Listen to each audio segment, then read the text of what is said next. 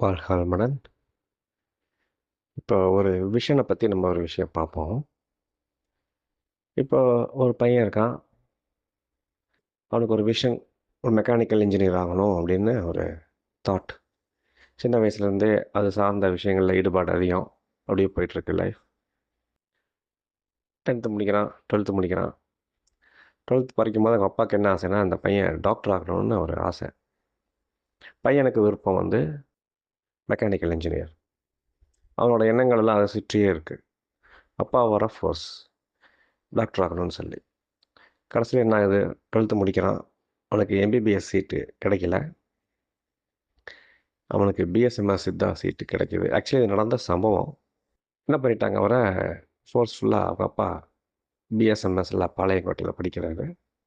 படித்த ஒரு சித்தா டாக்டராக வெளியே வந்து எம்டியும் முடிக்கிறார்.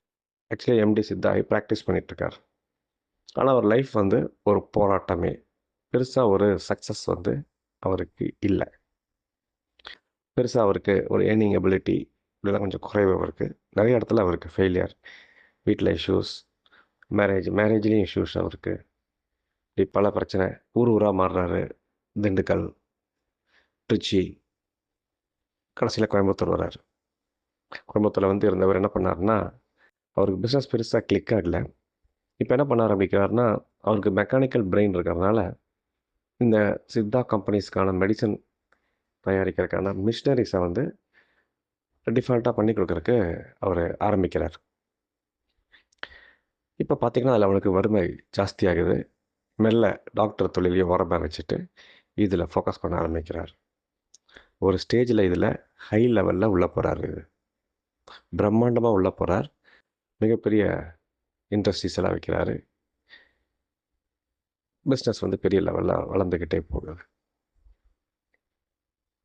இப்போது என்னென்னு பார்த்தா, நம்ம அந்த பையன் எம்பிபிஎஸ் படிக்கும்போது இது அவனோட விஷனா அல்லது கர்மாவா?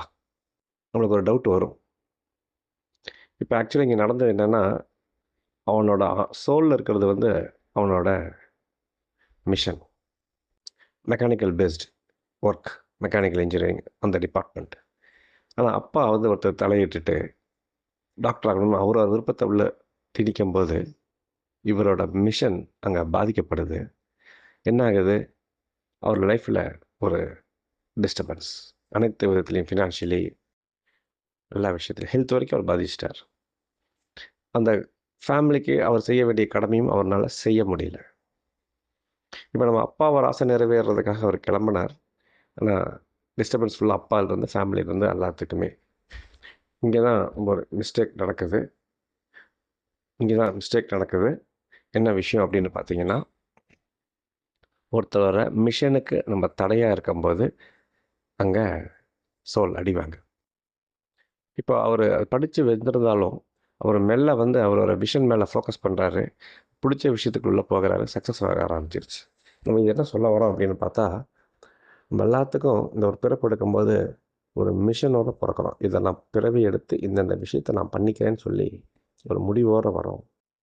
ஆனால் நம்மளுக்கு அதை எக்ஸ்ப்ரெஸ் பண்ண முடியாமையோ அல்லது நம்மளோட பேரண்ட்ஸ் அல்லது நம்மளோட சூழல் காரணமாக அதை நம்ம செய்யாமல் வேறொரு டைரெக்ஷனில் போகும்போது அந்த மிஷன் தடப்படுது.